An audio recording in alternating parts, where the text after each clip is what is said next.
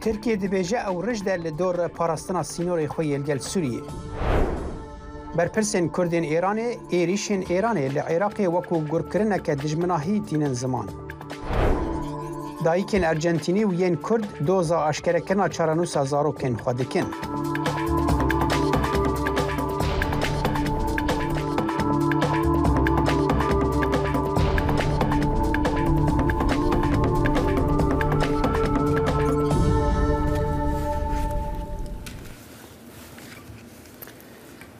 دنگ امریکا سلاووريزن افكاري من بلين صالح ومن صالح دن جربو وبنار هيجا دم جبير هفته بيانيه ام برنامج كنويا كورد كونكشن جورا بيشكش دكن لای منیشەوە سڵاو و خۆشەویستی ئەوبەتە ئەم بەرنامەیە لە پلاتفۆرمەکانی بەشی کوردی دەنگی ئەمریکا و هەروەها لە کەناڵی NRT-شەوە ڕاستەوخۆ پەخش دەکرێت. تورکیا لە هەموو کاتێک زیاتر سوورە لەسەر پاراستنی سنوورەکانی خۆی و هێرشکردنە سەر هێزە کوردیەکان. سەرۆکی تورکیا جەخت دەکاتەوە لەوەی هێرشی زەمینی لە کاتی گونجاوی خۆیدا دەست پێ دەکات. ئەنکەرە ژمارەیە هێرشی ئاسمانی کردوتە سەر پێگەکانی هێزە کوردیەکان لە باکووری سووریا و هەروەهاش لە باکووری عێراقدا دوابەدوایی تەقینەوەکەی ڕۆژی 13 مانگی 11 ئەستانبوڵ کە 6 کەسی تیادا کوژران و 81 کەسیشی تیادا بریندار بوون. سەرۆکی تورکیا دەڵێ ئەو هێرشە ئاسمانیانەی بە تۆپ و درۆن کراون تەنها سەرەتایە و دەژڵێ سووربوونی تورکیا بۆ پاراستنی سنوورەکانی باشووری وڵاتەکە لە هەموو کاتێک زیاترە. دەسەڵاتدارانی تورکیا لۆمەی تەقینەوەکەی ئەستانبوڵیان لە ئەستۆی پارتی کرێکارانی کوردستان ناوە. وزارت برابانی امریکا داخویانیه که دا خمن خال دور زیده بونا گرجیان لباکور عراقی و سوریه آنی زمانو گوت او گفان ددن سر پیشکتنن که کوالسیون ناونتویات برنا داعش پیک آنینه. داخویانیه گوت ایریشن عزمانی ین داویل سوریه راست اولکاری امریکا و کسایتین که لسوریه به هفکارین خوجهی را دخبتن جبوتک برنا داعش و گرتنا زیده تری 10,000 گرتین داعش دخبن گفان. هروها چالاکین لشکریین که به هفریزی دبن گفه لسروری عراق دخون. پنتاگونه گوت کم کرنا لزگین یا گرجیان جبو بالکشاندنا لسر ارکاتک برنا داعش پیوسته. ام کشتنا سیویلان ده انجام وان گرجیان ده هم لترکیه و هم جی لسوریه شرمزار دکن و سرزاغی پیشکش دکن. اما به ترکیه و هفکارین خوین هریمی را لسر پاراستنا آگربست گوتوبیجان بردوان بکن. هدف ترکیه دبیجه که تقین استانبول پلانک جبو پیک آنینا اپراسیون که لشکری لباکور و روجلات سوریه باندورا هلوستا هدف جبو بلگه کرنا که تپیوندیان کردان به تقین استانبول را تنیه چیه؟ جبو آگاهی بهتر لدور و مجاره و هر وها پیواجوین داوی لباکور و روجلات سوریه نها پیامنیرین ما عرف اصلان جوانه و زانا عمر قامشلو بمرانه دم و باش عارف از پرسایه که جمع دست بکم هدف به وی که دخوازه چه پیامان را گهینه که تپیوندی کردان به تقین استانبول رنینه؟ بله پارتیا دموکراتیکان گلان HDP که هری زیده ترکیه دنگین کردان ورگرد بالد کشینه سال 2017 که بریا هلبجارتنین 2015 و چاخیج همان آلوزی در کتبون و دبیجن دی سانه به همان سناریوی حکومت دستلات نه دخوازه ناکوکی بختناوا گل و به یکی دنگین خوی نجات پرستان بلند بکه هر وها سروکی پارتیا کوماریا گل CHP و کودناوا اتفاق گل دایا و تواهی و اتفاقی جی پشکریا خویا بو اپراسیون سوریه دیار کربون و گوتبون که ام سرکفتن جبو لشکرین خوا دخوازن لی بردف که HDP ابرو گونه گوتو داخیانیک دابو گوتو کو گلو نزیکاتیا و لهمبر پزگریکا کورت اوا گلو دوها پزگریک چاره سر بکن جبرکو حکومت ترکیه حکومت اردوغان دخوازه جاره دی آلوزی دناو ترکیه و دروی ترکیه در بخینه و به اپراسیون دنگ خوین زیده بکه و یکی جی دخوازه اپوزیسیون آکو مخالفت بین سر رضا خوا و پولیتیکای خوین بو روچونا هلبجارتنه و پیواژه و ها بردوام بکه و ده هلبجارتنه 2023 دا جی سر بکه. باشه از فکرم جمت از بچم جم زانا عمر قامشلوی زانا آگاهی داوی لجم تدوی درباره دا چنگ نهال کنترلش مرد بجن پاملیرا مل دیار بکر خجیجان جی تبلیمت به دماتا باش خجیجان دنگی متیته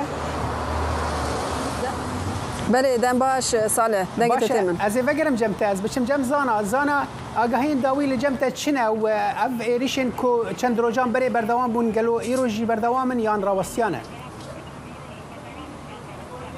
بله دم باش صالح جخوا ایرو آستا و ایریش پرداکتیه تنه سه ایریش حتانا ها هاتنه بلگکرین یک ده آلیه چلاغاده یک ناور عمودی قامشلو ده ایدنجیل آلیه باکوری تلتمره اف یک لگوری شوپاندنه به تایبتی بشی داخویانیا وزارت بروانیا یا امریکای گو هولدا کم کرنا آستا و شری لوی داره لگوری پیوندی مل گل هیزن سوریا ديمقراطيك جيجو او بشتي او داخويانيا بنتاغونيجي هسدش آلية خوشي راغهان دي بدريا بيواندياره جبو كواليسيوني او بابندنغو شر غورنكن و آرامية وغرينن في هرمي بلي صالح باشه زانا از فکرم جمت از بلا هنکی خجیجانج مرا بحثاوی که بکه گلو هدف چه قصد کاره ام ببیجن وی هلوستا کود ده کو دیار تنی خود وی میدانی دا شرد که چاوت کاره به هزندن اپوزیسیون اویجن راضی بکه کو یعنی بلگل جموان هنه یعنی به چه اوای کاره هزندن راضی بکه یعنی جوان بکه پشتگیری وی نرینه و به تایبتی جی ام در باسی ورزه هلبجارتن اند بین ترکیه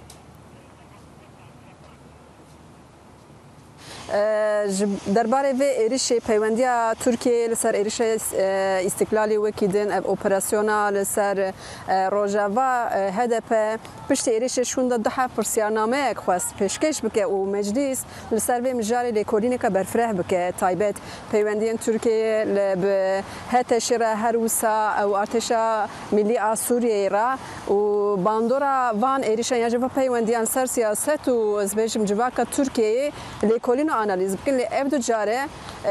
هم براین MHP و AKP اف دخوازا HDP تی رایت کرن ساروهان ولود شو مرا دانش پیش تاش خواسته بون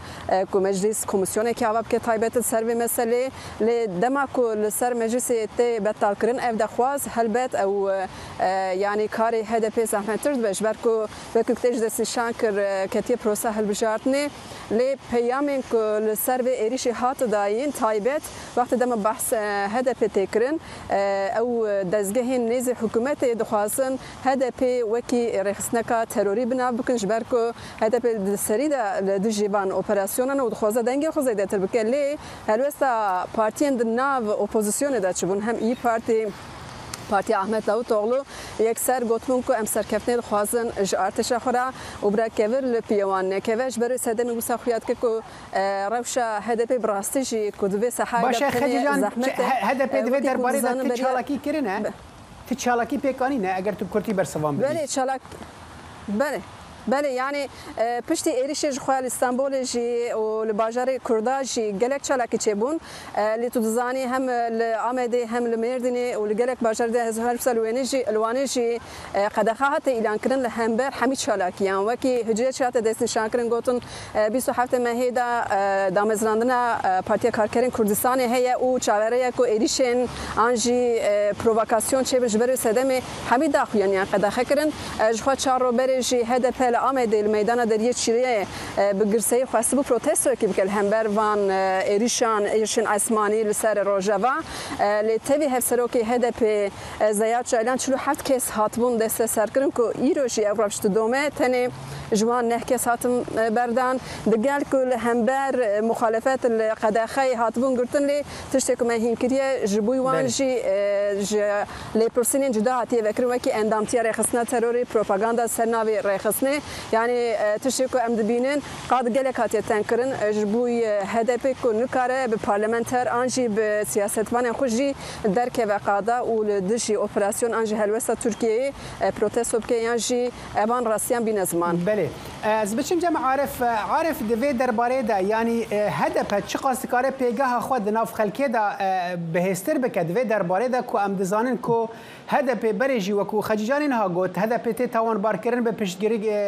پشتگیری تروری و ده مهل بجارتن نزیک دبن یعنی خلک وانه به تایبتی بحثا چت کن دوی درباره ده چاو دکارن وی که لعالی اپوزیسیون و هدف بچه باری دستلات و برای کمبون بارا کربون و چاو بر روشوان آراسته از دخوازم بریا بحث روش آوارته بکن جبر کو پشتی هولدانا دار لشکری یا 2016 ور و لباجار کردان لوانه و در دوره و انبیژن روشک آوارته هیا و چه چالکی کو تینه لدار خستن راستی استنگیان راستی گرتنان و دست سرکرین آتی حکومت AKP داکو جاری دی مینا بویرن کوبانی کو دمن بوری دا پی کاتبو دم شر دناورا هزین کردی و داعش داوی چاخه سرهلدان چبو بو حمد باجارن کردان ولاتی کتبون کولانا و برتکن خو نشان دابون داکو جاری دی اف دوباره نه به روجا کو چالکی پیک وره دو والتی وانه قدخه خو پیشاندانان راگهاند و پیشا و گرد دیسانه تاوی کوبان استنگیان اوه چالکین خو پیک بینن و اپراسیون آلین و شاش آلین یعنی شاشبونا و اپراسیون بینن زمان و لهمبر و اپراسیون چالکین خو بردوام بکن بله باشه زانا ام دزانن ایرو مد نوچین خود جیراگاند کو امریکا دلگرانی خواتی نزمان هم وزارت دروا هم جی پنتاگون لدور وان گرجین کل همو آلیان دبن نتنه باکروجلات سوریه او یک چاواج آلی خلکی قامش لو وهاتا ورگراندن گلو رحتی یک جمع خلکی چکر کرنگ ترکیه ریشک بجایی نکه ببورين الدنت برين من نبيست باش تقارب مقول افدا خويانين داوين امريكا درباري خمن كو دربريبون درباري ايريشيا ك بجنيان جرجين كل هرم دبن فان دا خويانين امريكي ترحتي الجم خلقي قامش لو شاكر بكرجلات سوري بجشتي كو ايريشيا ك بجاي وكو اردوغان غوتي نبل هرمه جخوا صالح هيفيا كردن سوريا تند امريكا هذا جو قارب الريل بر إريشة تركيا بجاهي أنجو أف بومباران أنكي بسكرينه جخوا الكولانة بيجشتي بحسابية كده يعني جو بيشتي سيروجا حتى بيشتي سيروجا نهدا خيانين جالي أمريكا دركتن دما أو دا خياني جالي وزارة بريطانيا أمريكا دركته جاليه كردن سوريا وب أريني تنر خاندن وهذي دكينجو ريل برو بجرا ليه يا في يكيد برسن دبيجينجو دما تفجر كواليسيون لسر أو هبة دوريان درب خينن بيتر آرامية شيء دكن لعليه كيدن هذا سوريا ديمقراطية بردف ك هسدي آرام حنا جودنجي أمريكا تكسكرجو تاني أفدا خياني ريل بر إيريشة ك ناقري يعني بله صالح بله پامره زانا عمر ج قامشلو عرف اصلا جوانه و خجان فرقين ج دياربكر آمده سپاس جبو وان آگاهين ودانمه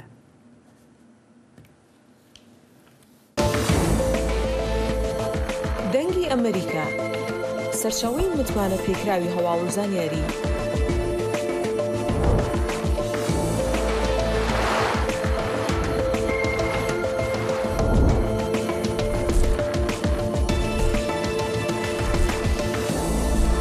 لە ماڵپەڕ و تۆڕە کۆمەڵایەتیەکانی دەنگی ئەمریکاوە ئاگاداری هەواڵ و گۆڕانکاریەکانی جیهان بە.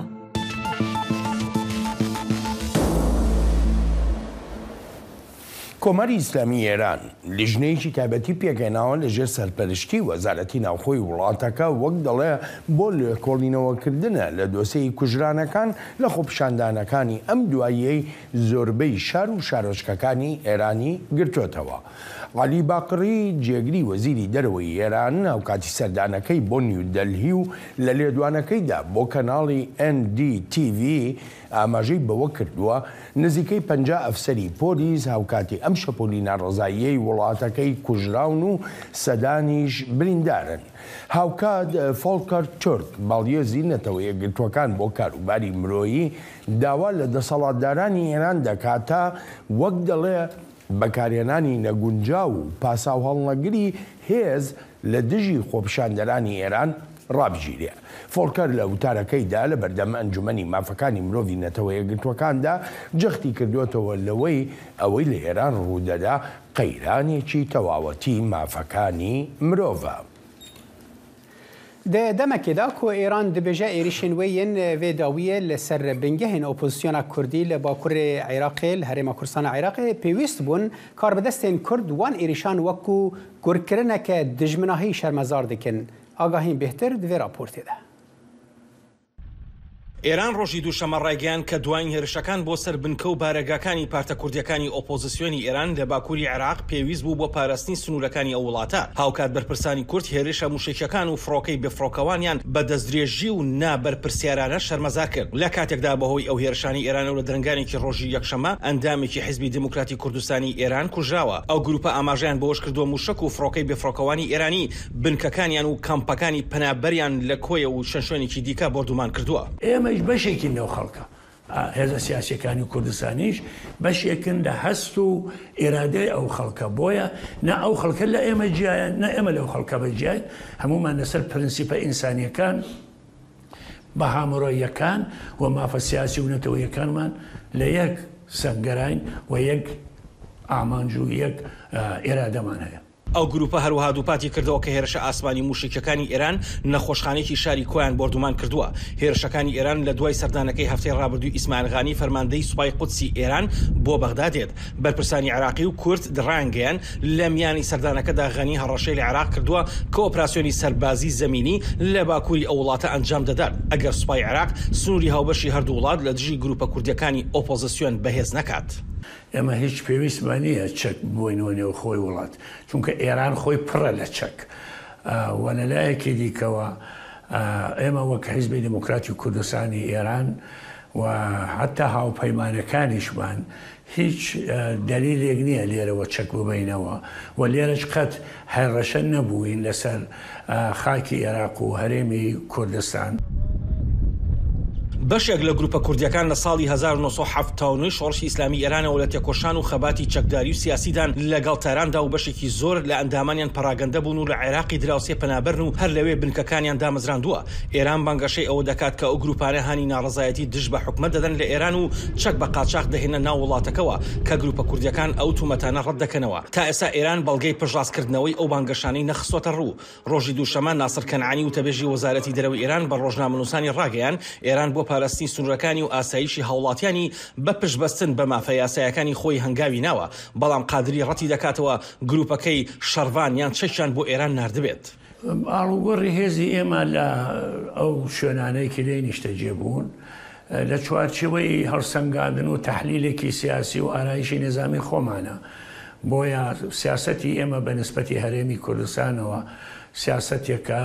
لە جهەتی پاراستنی دەستکەوتەکانی هەرێمەوە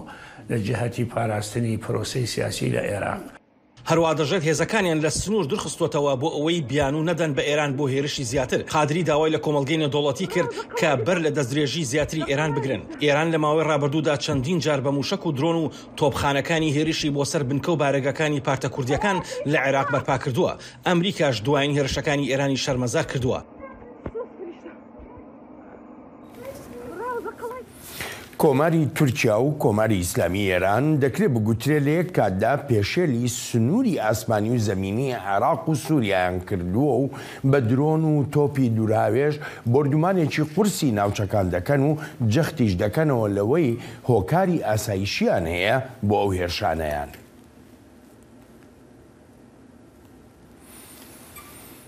ئەو هێرشانەی دەسەڵاتدارانی ئێران بۆ سەربارەگاکانی لایەنە ئۆپۆزیسیۆنەکانی کورد لە هەرێمی کوردستانی عێراقدا هاوکاتە لەگەڵ داواکانی هاوڵاتیانی ئێرانی بۆ گۆڕینی ڕژێمی فەرمانڕەوای کۆماری ئیسلامی. دەسەڵاتدارانیش دەیانەوێت سەرنجەکان لەسەر ڕەوشی ناوخۆی ئێران نەمێنێ. هەرچی هێرشەکانی تورکیاشە هاوکاتە لەگەڵ خۆ ئامادەکردنی ئەو وڵاتەدا بۆ هەڵبژاردنەکەی ساڵی داهاتوو وەک دەگوترێ پارتی داد و گەشەپێدان و هاوپەیمانەکانیشی ڕوبەڕووی ناڕزاییەکی بەرچاوی خەڵک بوونەتەوە لە ڕێی ئەو هێرشانەوە دەیانەوێ ڕای گشتی بەلای خۆیاندا ڕابکێشن.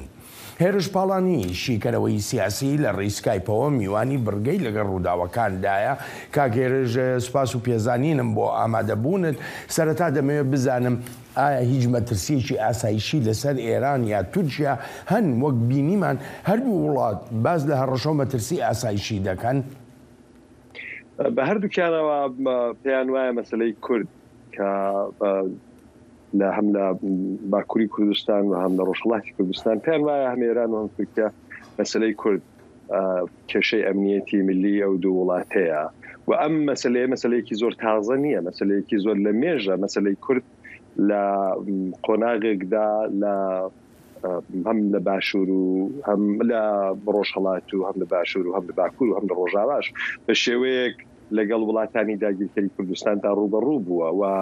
ئەم ڕوبەڕووبوونەوەیە بە شێوەیەکە و حەقەیەن ئەوان بۆ خۆیان قایل بووە کە بە ئاسایشی بە هەڕەشەی ئاسایشی ملی بزانن. بەڵام لە حاڵی حاضردا لە هەردوو بەشەکەی کوردستانیانی هەم لە باکوور و هەم لە ڕۆژهەڵات لە ڕاستیدا مەسلەی کورد زۆرتر بە شێوەیەکی مەدەنیانە و یاسایی هەوڵ دەدرێت لەگەڵ ئەو دوو وڵاتە حەلکێ. بەڵام هەردوو وڵاتەکە هەم ئێران هەم تورکیا مەسلەکە دەبنە ئاستی ڕوبەڕووبوونەوەی نظامی و لە ڕاستیدا ئەوان زۆرتر پێیان خۆشە و ڕێگایە بگرن بەر بە دوو مەبەستی جیاواز. تورکیا بە مەبەستی زۆر زیادەخوازی و لە لایەکی دیکەشەوە مەسلەی کێشە نێوخۆیەکانی خۆی هەڵبژاردنەکانی حیزبی حاکمەوە لە لای ئێرانیشەوە هەم لە لایەکەوە دژمنایەتێکی کۆن لەگەڵ مەسلەی کورد و لە لایەوە ئەو کێشانەی کە ئێستا لە شارعەکان و شەقامەکانی ئێران لەگەڵ حاکمیەتی ئێران بەڕۆڕوویە. بەڵێ کاگێرژ ئەم هێرشانەی ئێران بە تایبەتی چەندێ پەیوەندی هەیە بەو داوایی کە کۆماری ئیسلامی ئێران لە حکوومەتی نێوەندی عێراقی دەکا تا لەشکری عێراق یا هێزەکانی حەشدی شعبی بگەڕێنێتەوە سەر سنوورەکان؟ ئەم لەم پەیوەندیەدا ئێران لە ئەسڵدا هەوڵ دەدا پەیوەندیەکەی وانیشان بدا، پەیوەندیەکەی لە ئەسڵدا وانیشان بدا کە کوردەکان و حیزبە کوردیەکان ماکەی ئەسڵی ئەو ڕاپەڕینە گەورە جەماوەریەن کە ئێستاکە پێی کێشاوێتە شۆڕشێکی گەورەی ڕووخێنەر لە ئاستی گشتی ئێراندا. ئێران پێی وایە حیزبە کوردیەکان لە ئەسڵدا سەری ئەو حرەکەتن بەلایەکیدا دروست دەڵێ، بەڵام بەلایەکی دیکەشیدا حیزبەکان نەهاتوون چەک لە بەرابەر جمهوری ئیسلامیەوە بەکار ببن لە ئێستادا. بەڵام جمهوری ئیسلامی دەیەوێت بە شێوەیەک سرنجەکان لە کێشە نێوخۆیەکان و لە ڕوبەڕووبوونەوەی خەڵک ڕاکێشێ بۆ ئەوەی بەناحەق بڵێ کێشەکە نظامیە و دەخاڵەتی دەرەکی تێدا دەکرێت و حیزبەکان بە شەکن لەو پلانە نێونەتەوەیە کە ئەمە شتێکە هەل لە سەرەتای شۆڕشەوە ئێرانیەکان بەم شێوە بۆ کەپکردنەوە و بێدەنگکردنی ناڕزایەتەکان لە ئێراندا کردویانە. لە ئەسڵدا کێشەکەوانیە مەسلەی کوردەکان زۆر پێشتر لە مۆزیەتەیە، هەتا پێشتر لەوەشە کە ئێران و عێراق کێشیان هەبێ، پێشتر لەوەشەکە حکوومەتی عێراق ئاڵوگۆڕی بەسەردا بێ بڕوخێ کێشەی کوردەکان کێشێکی دوورترە بێمێژووترە، بەڵام ئێران دەوێ وای نیشاندا لە ئەسڵداوانیە. ئەو هاتکردنەی عێراقیش ڕەنگە ڕێکەوتنێک بێ لە بینی حکوومەتی تازە عێراق و ئێراندا کە لە پێناوی ئامانجەکانی ئێراندایە. کاک هێرش بۆ خۆت دەزانیانی لەسەر ئاستی نێونەتەوەی سەرزەنش سەرکۆنەیەکی زۆری ئەم هێرشانەی هەم ئێران و هەم ئەم تورکیاش کراوە، بەڵام پرسیارەکە لەوەدایە ئایا ئەم سەرزەنشکردانە بەسن بۆ ئەوەی کە ئێران یا تورکیا هێرشەکانیان ڕابگرن؟ بەبەری ئێراندا ئێران هەمیشە وڵاتێکی یاغی لە یاسای نێودەوڵەتی بووە، لە هەموو ئاستەکاندا یاغی لە یاسای نێودەوڵەتی و دەوڵەتێکە هەوڵ دەدا دەستدرێژی بکاتە نێو سنووری زۆربەی وڵاتەکان. ئێستا زۆربەی هەر زۆری وڵاتەکانی ڕۆژهەڵاتی نێوەڕاست و هەتا وڵاتانی ئوروپاییش و لە ئەمریکاش و لە جیهان لە ئاستی گشتیدا ئێران وڵاتێکی یاسا شکێنە ئەو حرەکەتە تروریستیانە لە زۆر هەر زۆری جێگاکان دەیکاوە ئەو پیلانانەی کە لێ ئاشکرا دەبن هەتا لە وڵاتی گرتوەکانی ئەمریکا بەمانای ئەوەی کە ئێران وڵاتێکی پایبند بە یاسای نێودەوڵەتی نییە بە چاوەڕوانیەکانی دەباتە ئەو ئاستا و بۆ تورکیەش وڵاتێکی فرسەت تەڵەبە لە پەیوەندی لەگەڵ مەسەلەی کووردا هەوڵ دەدا لە کەشوهەوای نێونەتەوەیی ئێستا کەڵ وەرگێ بە قازانجی خۆی بەڵام ئەو هەڕەشانەی کە دەکرێت ڕاستیدا هەم تورکیا هەم ئێران قۆناغ بە لەبار دەزانن ئێران بۆشی لەبار نییە بەڵام بەو حاڵش حازرە تێچووی زیاتر لە پەیوەندی نێودەوڵەتەکاندا دەنە کە پەیوەندی کە ئێران زۆر پایبند نیە پێی بەڵام تورکیا لە پەیوەندی نێودەوڵەتەکان بە شێوەی وەردەگرێت بەڵێ ئەگەر بکرێ بە کورتی پێم بڵێ لێرەدا کورد پێویستە چی بکە لایەنە کوردیەکان لە ئێرانە بێ لە عێراقا بێ لە سووریا پێویستە چه هەڵوێستێکیان هەبێ بۆ ڕێگەگرتن لە تەواوی ئەم هێرشانە لە ئاستی گشتی کوردیدا یەکدەنگی کوردی لە مێش ساڵان بەحسە هەیە یەکگرتووی کوردی و یەکتر خوێندنەوە لە هەموو ئاستەکاندا زەرورەتێکی زۆر جددیە کوردەکان دەبێت لەگەڵ یەکتری بیر و ڕابگۆڕنەوە بەتایبەت دەستەکە باشوور وەک بەرەیەکی باشی لە پەیوەندی نێودەوڵەتەکاندا پێگەیەکی هەیە دەبێت هاوکاریکی زۆرتری بەشەکانی دیکەی کوردستان بکە نەبەوەی کە دەخاڵت لە بەشەکاندا بکە بەڵام ئەو موقعیەتەی هەیە کە ئەگەر مەشورەتی لەگەڵات بکەیت بەتایبەت جارە ڕیزەکانی خۆی یەکخا ئەگەر ڕیزەکانی خۆی یەکا و فاقی کوردی و ماڵی کوردی جەم و جۆرتر بێ کوردەکان یەکدەنگتر بن لەگەڵ یەکتری پێگەی کوردەکان لە زۆر ئاستا ئەوەندە قایم هەیە کە ئەو وڵاتانەی کە دەستدرێژی دەکەنە سەریان هەم تورکیا هەم ئێران بکرێت کوردەکان لەگەڵ یەکتری لە ئاستی جیهانیدا هەوڵ بدەن پێشگیری بکەن لەم دەستدرێژیانە چون لە هەردوو بەرەکەیدا هەم لە لای ئێران وڵاتێکی یاغی هەم لە لای تورکیش مەسەلەی کورد بەتایبەت لە ڕۆژاوا جۆرێک هەڵکەوتووە کە لە قازانج و بەرژەوەندیەکانی جیهانیدایە بە شەڕێکە لەگەڵ داعش و تروریزمدا دەیکات. بەڵێ کاکێرش دەگەڕێمەوە بۆ لات ئەلبەت لەوەتای پەرەسەندنی شۆرشی ژیناوە لە ئێراندا کۆمەڵگەی نێونەتەوەیی نەکرد بە نیگەرانیەوە لە ڕەفتارە ناوخۆییەکانی ڕژێمی کۆماری ئیسلامی دەڕوانەیە بەڵکو بەردەوام داوا لەو ڕژەمەش دەکا تا دەست هەڵبگرێت لە سەرکوتکردنی هاوڵاتیانی ئێرانی.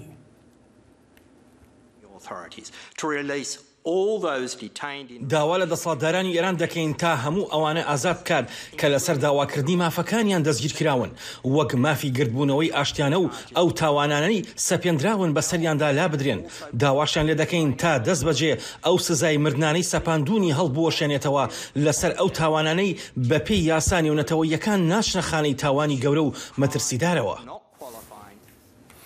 کاک هێرش لە ئێستادا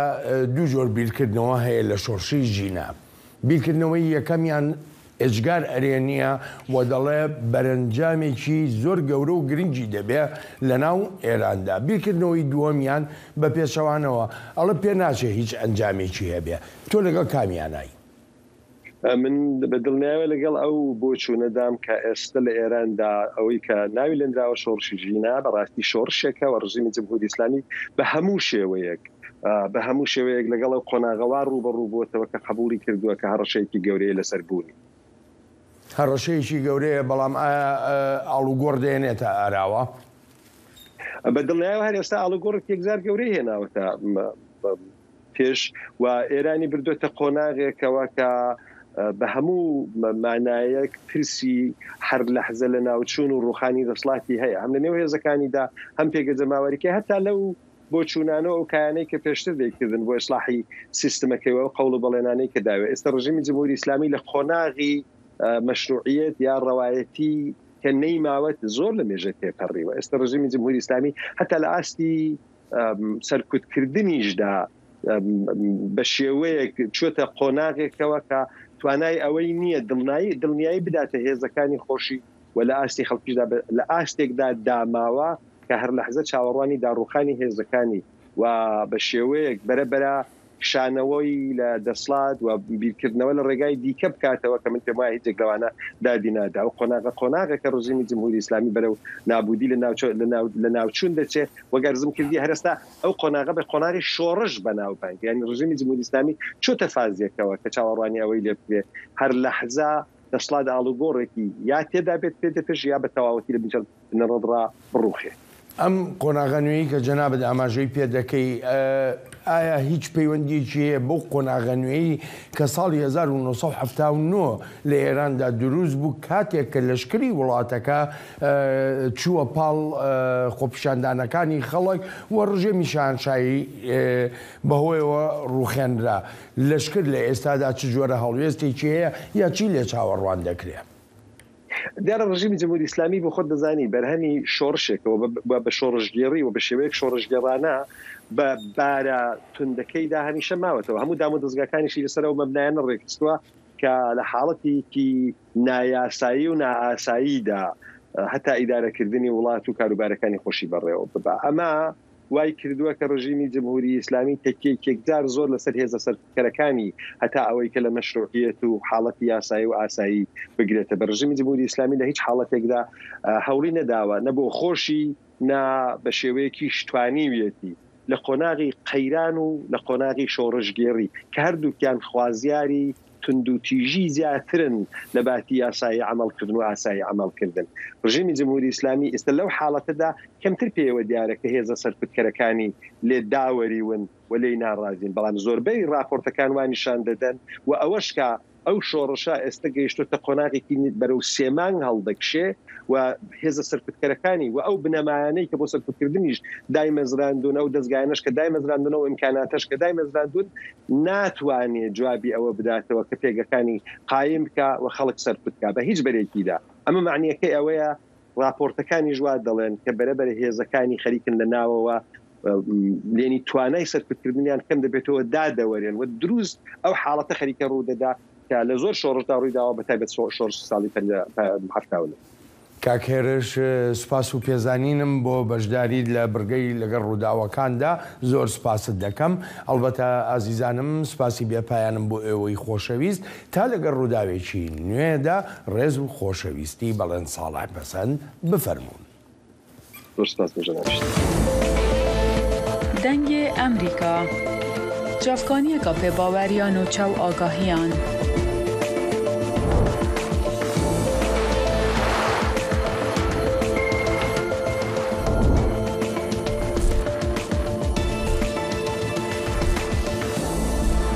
برای مالپەر و پلاتفۆرمên میدیا civakîya dengê Amerîka bala xwe bidin pêzanîn û nûçeyên cîhanê.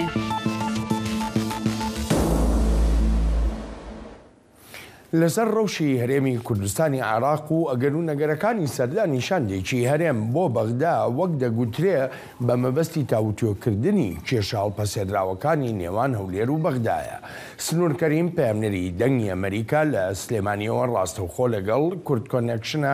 سنوور ماندوو نەبیت. ئەڵبەت لە هەفتەی ڕابردوودا سەرۆکی هەرێمی کوردستانی عێراق سەردانی بەغدای کرد. ئەو سەردانی نێچیروان بارزانی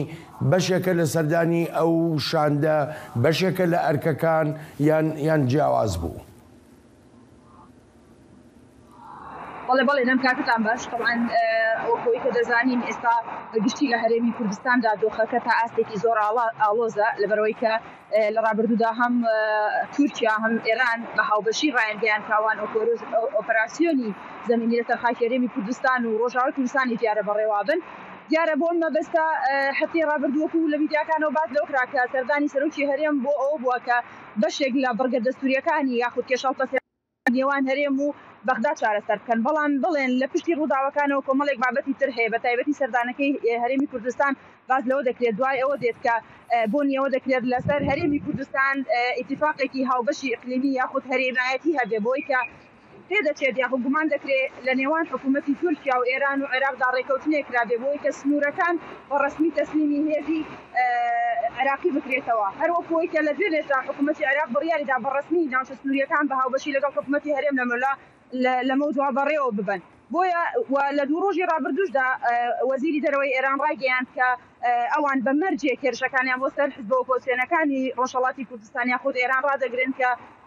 سنوورەکان لەگەڵ حکوومەتی هەرێمی کوردستان و عێراق بەگشتی لەلایەن هێزی واتە سوپای عێراقی و بپارێزرێ ئەمە دەرخەری ئەوەیە کە ڕێکەوتنێکی ناوچەیی لەسەر هەرێمی کوردستان هەیە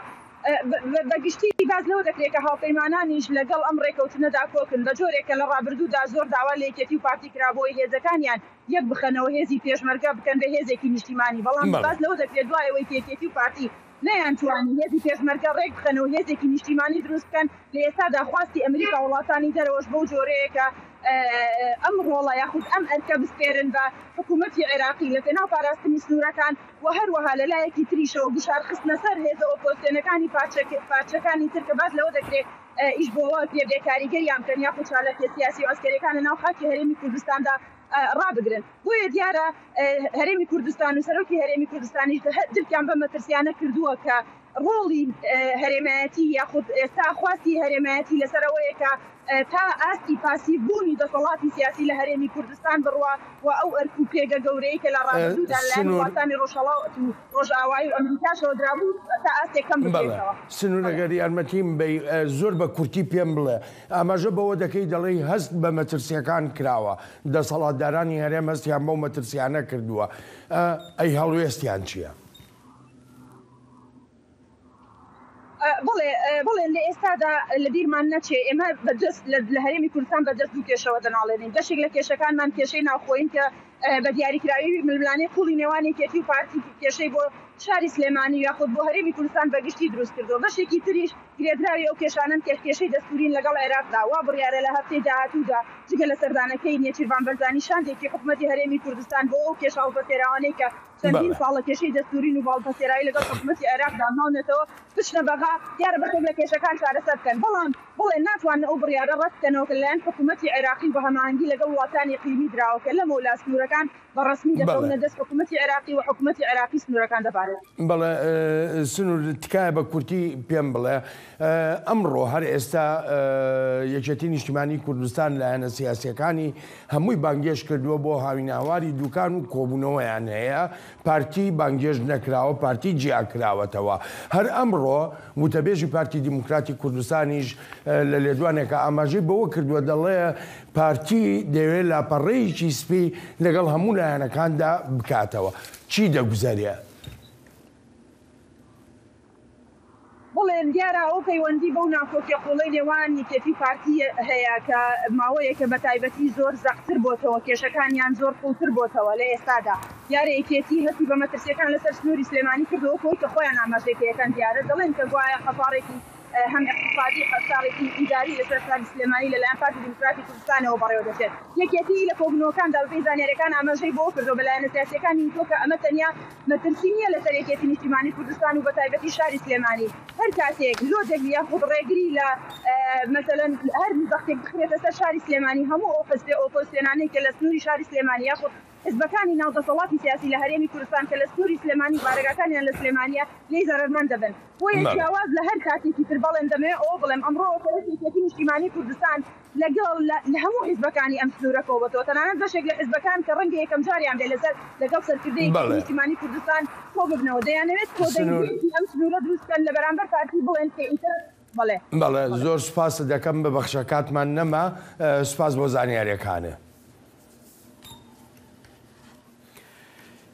هەژمارێک ژنên ئەرجنتینی بە دەهان ساڵ ji bo çaranûsa kurên xwe yên di dema dîktatoriya 1973 û 1976 da winda bûnî xebat kirine ketine grevan û rêxistina dayîkên plaza avakirine. Li Tirkiye jî hin dayîkên Kurd bi salan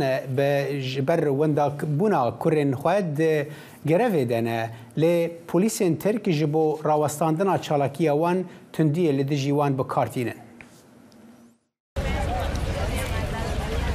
کچان و کوڕان و کەسوکاری ونبووەکانی سەردەمی دەسەڵاتی دیکتاتۆری ئەرژەنتین لە نێوان ساڵەکانی 1976 بۆ 1970 بۆ ڕێزلێنان لە دامەزێنەری سەرۆکی دایکانی پلازا دیمایۆ هێبێتی بۆنافینی کە لەم ڕۆژەدا کۆچی دوایی کرد لە هەمان ئەو شوێنەی دایکان ساڵانێک بە دەوری ئەو گۆڕەپانە دەسوڕانەوە بۆ دەستکەوتنی سۆراخی منداڵە شوێن بزرگبووەکانیان کۆبوونەوە. ئەو فێری کردین لە بەردەم دژمن سەرماندانە نەوێنین و نەگرین بۆ ئەوەی بە بەهێزی بمان بینن ئەگەر فرمێسکیشت هەبایە دەبوو بچیتە دواوە لەسەر شەقامەکە بتسڕیایەتەوە و دەستەکانت بەرز ڕابگرتایە و سەربەرزانە خۆت نیشان بدایە کە چەند گەورین و بۆ کوڕانی کە هەمانن و شوێن بزرکراون. ئەو ڕووداوە گەڕانی دایکانی ئەرژەنتینی بە دوای سۆراخی منداڵە ونبووەکانیان کە داوای چارەنووسی منداڵەکانیان دەکرد و بە دادگای گاندنی تاوانباران 46 ساڵی بەسەدا تێپەڕەبێت و خاوەنی بیرۆکەی دامەزاندنی دایکانی پلازاش کە دوو کوڕی شوێن بزر بوو لەم ڕۆژەدا کۆچی دوایی کرد. میراتێکی گەورەی بۆ جێهێشتین زۆر بیری دەکەین. هەموو پێنجشەمانێک داهاتین بەشداریمان دەکرد لەگەڵ ئەو دایکانەی بە دەوری ئەم شوێنەدا دەسوڕانەوە. وشەکانی بۆ ئێمە زۆر واتادار بوو. بە پێی نووساوی کۆمەڵەکانی مافی مرۆڤ لە تووشیا لە نێوان ساڵی 1992 بۆ 1996 792 کەس شوێن بزرکراو لە خۆرهڵاتی تووشیادا هەبووە. لەگەڵ بوونی ژمارەیەکی زۆر لەوانەی چارنووسیان نادیارە و کە سوکارەکانیان داوایان دەکەن. بەپێی ئەو نووسراوانەش دایکانی کورد لە تووشیا لەژێر کاریگەری ڕێکخراوی پلازا دیماوی ئەرژەنتینی مانگرتنێکی هاوشێوەیان لە 27 مانگی 1995دا بەڕێوە برد. دوای ئەوەی ڕوبەڕووی هێرشێکی درندانەی پۆلیسی تووشیا بوونەوە لە مانگی 3 ساڵی 1999دا بەهۆی زەبروزەنجی پۆلیسەوە ناچار کران مانگرتنەکانیان بوەستێنن. لە سیوەکی مانگی 2009دا جارێکی تر دایکان دەستیان بە ناڕزایەتی دەربڕین کردەوە، هەرچەندە لە ڕابردوودا 30 دایک مانیان گرت بوو، بەڵام ئەوڕۆ لە تووشیا بە هەزاران دایک چاوەڕوانی منداڵەکانیانن. یەحیا بەرزنجی دەنگی ئەمریکا. ئەمە نهاژی دچن جەم هەفکاری خۆیان سێروان قەچۆ و بەشێ قەهرەمانیە جاما جیهانیە تۆپاپێ لە قەتەرێ.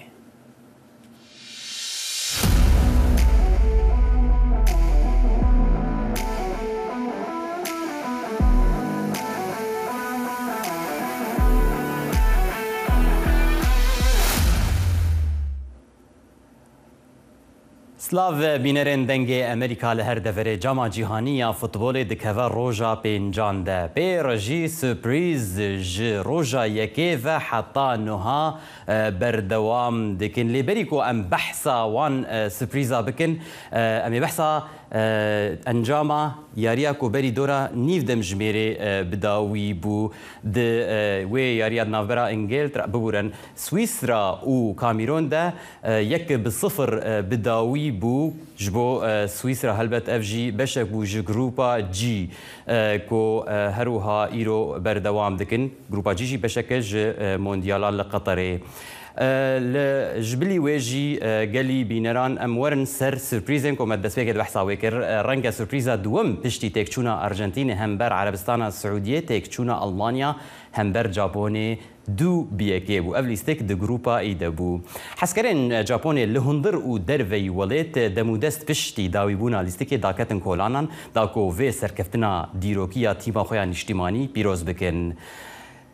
Em niha behsa wêneyeke gelekî taybet bikin. Ev wêne wek her wêneyeke normal e lê heger tu nizanî bi çarçeweya vê çîrokê çi ye wê gelekî zehmet e borê têgihiştina. Vaya piştî yariya Japon û Almanya bû. Ji xwe re lê dinarin odeya guhartina cil û bergên lîstikvana ye. Piştî ku yarî bidawî bû, piştî ku pîrozbahî bidawî bûn, lîstikvanên yan endamên tîma Japonî hatin û bi havra ew hundir giş paqij kirin bi vî şêweyî wêne girtine. Vaya jî ji bo gelek kesan nîşana kultura taybet û ciyawaz ya millet yan xelkê Japonê ye. Em pêşî behsa yariyên din yên roja çarşem berî got behsa wê yekê bikin li gel mêvana xwe helbet ka em bi hev re bizanin ka îro çi lîstikên din hene. Di grupa G de li gel Kamîron û Swîsra ku berî dora nîv demjimêrê bidawî Brazîl û Sırbiya tên berhev. Her du yariyên din yên îro dê di grupa H dibin. Ew jî pêşî Uruguay li gel Kurya Başûr dilîze û paşê Portugal li gel Ghana. Belê gelî bîneran wekû di destpêkê dijme got mêvanekî me heye, mêvanê me jî berî çend cara bûyî mêvanê me ka wa hisso ku bi xwe jî lîstikvanê berê yan golçiyê berê ye tîma niştimaniya Sûriyê û niha jî li Holanda wekû yarîzan û hem wek yarîzan hûn jî wek rahîner kar dike. Ka wa berî ku em behsa van gêmên do û îro bikin. Tiştek heye rastî gelek dipirsin ku çima di van yariyan de ekstra time ew dema zêde ya derî dawiya beşê yekê û beşê duê ji gêman zêdetir yani herîkêm 7 deqeyê carna dibî 10 deqe jî xwazî tu bi kurtî ji me şirove bike sebeba vê yekê çî divê mondyalê de vê yekê dikin. قيراتي كاكسير وان براستي تشكي قلق جرينجا افصال جاريكي جو اف قانون بجدينا تشجرك ثانيه لازم تجي نشت همي وقت لازم حسابك تشب بقوريني لعيبه تشب بريني لعيبه جبروي كنت مبدو بينن وقت كي دريج زدت جبرلو تشتكي نوي براستي جبرلو بري بكارنت اني قال لك الاستقفان اودم دكوشتن تايبت تيمين كوب سركتنا براسلي قال لك فريقي شكاواتها بالسروي حبي وقت برن يا لعيب خد ابيش نعرض يا ببريني خد برن يا بقوريني لعيبه قال لك قورين انه كان بحث بكن شيء لو كان بينش قورين حسيب دبش بو فريقه بري كي وقتك يدريج دب راسته وفاجي تشتكي بالكيش كابتن كاواس خوازنت بحثا يا رياضو يا دنافرا اسبانيا وكوستاريكا دو ك 7-0 بداوي بو اسبانيا تخوازت شش تيمين دنيا مونديال ربيج بفيسر كفتني براستي تيمك اسبانيا تيمك قال لك بقوته قال لك بهذا ام كارم بيجن جلايكي ثاني بجلايكي اسباني ثاني ابو از باوردكم نشرت ابقي ما جو اسباني هدم وصل لجمهورك ام لعبه بيت قال المنتخب المانيا دي ام او كارم ويش بين قوتها منتخب اسباني شو قوته بالتالي تشتكو المانيا تيماكو تبشجرياوي دك دو بسرنا كدواش بو تشهسبو جبرغو تزود اظانم بشجرياوي تيمي دك لي براستي بيرفورمانس اون دو ند جهه خدبو نوك ياكو ام المانيا بيت زانن ام وكو مباراه بحث بكن فرصه شانسي المانيه برهبون شانسي وان تنبو جولا بكن برجولا بكن ام كارم بيجن تشتنا باش دفيتش كده وك جارا كم بوتا كوتي كاري سياسي اناد ناف لا نابليس كده جبروي كي مشوش بون تركيز وان نبون نابليس كده همي كاري سياسي دو كار سياسي دبون ابي كان جار دجيانا خود از دبينم منتخب الماني نم ديباتينا كاري سياسي دينا ناف تيم رياضي ده جبروي كي خساره دون اره كابتن كاوا ايرو صربيا وبرازيل دليزن تبيش بين دكيكو سوربريزا كدن در كيف بشتي سوربريزا ارجنتين وسعوديه والمانيا وجابون براسي يابان والسعوديه قوات دان همي تيمي دن جو سبريزا تقديم بكن النكا از باور دكم تشكي زحمه تر لانه همي تيمي مازن نكا حسابها خدكن انه سبرايز شبابن از باور برازيل تشكي زحمه تر صربيا تشكي بك جبو صربيا شكي قال لك جرينجا نقطه تعادل وكريبي جبو برازيل اگر سري خو لازم مرتاح بك دبيم جروب لازم ببا قال لك سباس كابتن كاوا حزوت مربوج هولندا سباس بوفان شروفي انت و بينارين هجافيك جيم كشتن داويا باش خو امي فقرن جم حرد خفكارين خو بالين وصالح برنامه هفترنگ برنامه کنری یا بشی کردی لدنگی امریکایی از لقمان احمد هر دو هفتی جارکی و بمگرکی ناو اختی چاندو نرا رنگین بمرانه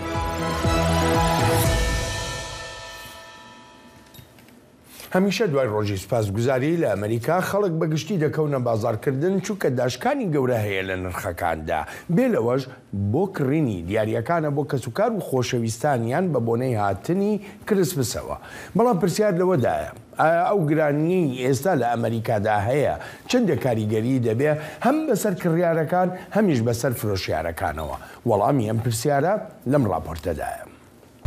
لە ئەلەکزاندریا باژارێ دیرۆکیە نێزیک واشنتن چەندین بازار و دوکانên بچووک هەنە و ناودارە بە بازارێ گەڕیدەیان و خەلکێ خۆجیهی ژی ئەف بازارێ دیاریان ژی بە کۆتەک ji ساڵên پەتایە کۆرۆنا ڕزگار بوویە دەمەکە غەمگین بوو مە باوەڕ نەدەکرد ئەم دێژی دەرباز بن ئەف ساڵ بکڕ vegeriyanە lê ji ber giraniyê baş hizraxwe dikin berî tiştekî bikirin Ez li daşkandina nirxa digerim. Yan tiştek balamın bikşîne. Federasyona Niştimaniya bikiran pêşbînî dike ku di meha 11 û 12 da rêjeya kirînê dê ji 6 heta 8 sadê ji par bilindtir be. Hevdem bikir li erzaniyê digerin. Ew li marketên cida cida û daşkanên bihayan digerin. û ji bilî vê êkê bikir li vî werzê cejna rû dikin bazara da bizanin çawa parên xwe dabeş bikin û dem ji bazaran re hebe. Bazarên mezinên Amerîka pêşbîniyên cudayên aborî dikin ji ber encamên çend mehên borî. Qazanca Walmart pittir bû ji rêjeya çaverîkirî لێ مەیسوس و بازاڕێندیên جلوبەرگان dibêjin qazanca wan kêm bûye li mehên pêş werzê cejnên dawiya salê. Ev e wêwana neçar bike bihayan daşkînin. Ez niha bêtir tên bazarê ji ber ku di dema korona da me pere xerc nedikir. Em ji malê dernediketin. Niha ez bêtir pere xerc dikim. Kirîn û bazar li destpêka werzê cejnan dilê êmî xweya bazarê diyariyan geş kiriye. Ez gejbînim weke xwediya bazareke biçûk ez dizanim giranî heye û gelek xelek şepirze kirîne. Lê cejna Krîsmasê betal nabe. Ew her dê bêkirin. Di gel giraniyê jî kardar bihîvîne ku bi kir dê heza lêguhartina diyariyan hebe li cejnên dawiya ev sal.